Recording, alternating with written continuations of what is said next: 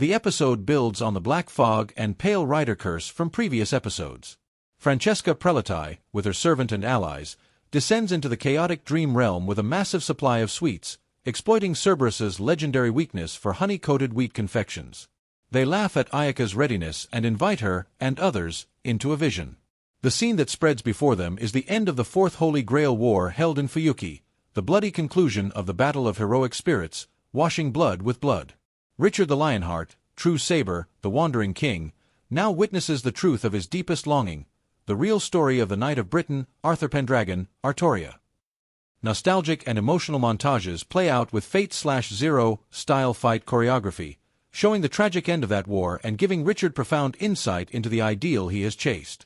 Parallel to this, high-stakes chaos erupts elsewhere. Flat Escardos gets caught in public terror/chaos and attempts a flashy intervention to represent the El Malloy classroom.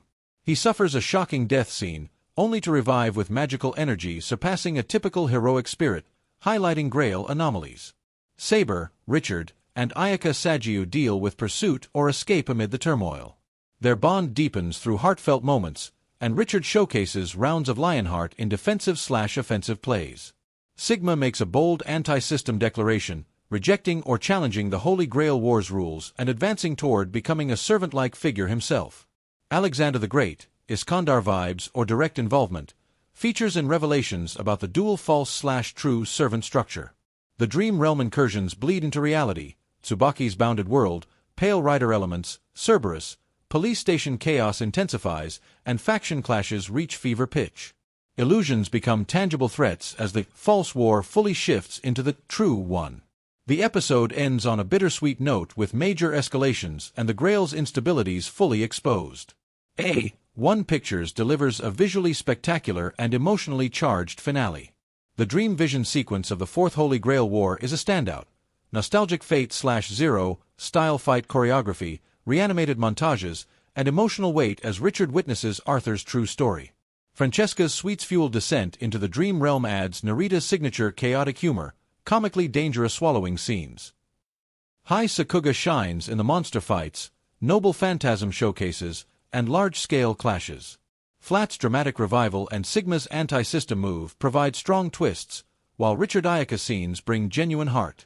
Sawano's score blends triumphant orchestral swells with chaotic energy and nostalgic undertones. Gentle critique. The fast pacing means some dialogues and subplots, including certain Van Femme conversations, feel condensed or rushed. A few monster sequences lean heavily on CG, which occasionally stands out. Still, the nostalgia, spectacle, and mind-bending illusion-to-reality twists land powerfully. Full Staff, Episode 13. Screenplay * Daytonosuk. Storyboard Shun Enikido, Hirohito Sakazum. Showing Animation Director Daiki Mori. Director's Assistant * A1 Pictures, Kichiro Muraise, Kazuki Kawajishi. Director of General Animation * Yu Yamada, Yukiya Yamada, Ianmitsu, Ko-Ain, Yuri Hama. KA * Mizuki Furia, Akito Takahashi, Road Sign, Varus, Jahong Lin, Yuka Toyama, Aaron Rodriguez, Tyrannosuke Hori, Jeffrey McLean, Wataru Hirabayashi, Atsushi Yuzui, Yunhui Kim, Koyuki Kageyama, Yuki Nomura, Shuso Koizumi, Kenji Iwata, Shinichi Magi, Bunken, Takaki Tanabe, Oka Okazaki, Norihisa Yamashita, Pyotr Sayakinowics, KDA, Shuya Sakaguchi, Hitomi Sato, Kigo Arahara, Yuki Kan, Takuto Son, Shinpei Wada, Nanami Asabi, Tomoko Uno, Kazuma, Kazunaga Iwahori, Saki.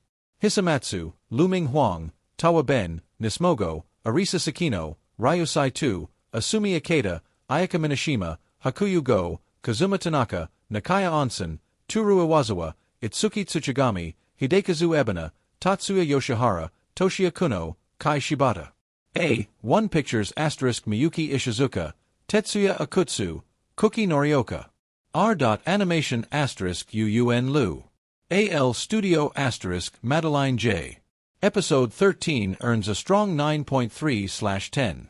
It's a classic high-intensity Fate turning point, blending emotional depth, Richard witnessing Arthur's truth, Ayaka's bond with Saber, chaotic Sakuga action, and major plot escalations that solidify the shift from false to true war. The nostalgia callbacks and illusion becoming reality twists are handled beautifully, though the condensed pacing leaves some subplots feeling slightly rushed. 9.2/10 Fate/Strange Fake stands as one of the most unique and entertaining Fate spin-offs. Narita's wild ensemble storytelling in a fresh American setting, stunning animation peaks, Gil vs. Enkidu, Ishtar vs. Isle Dis, Pale Rider Rampage, Fourth War Vision, and a killer Hiroyuki Sawano soundtrack. Weak spots include dense lore and occasional pacing whiplash for newcomers, but the boldness and spectacle more than compensate.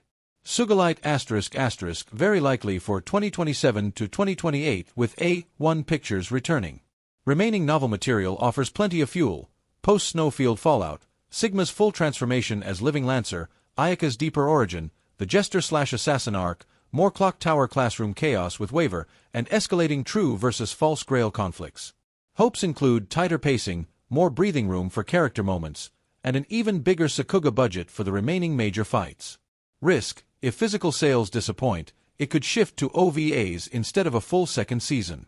This finale positions the story perfectly for continuation. Messy, philosophical, nostalgic, and full of potential. What did you think of Episode 13 and the Fourth War Vision?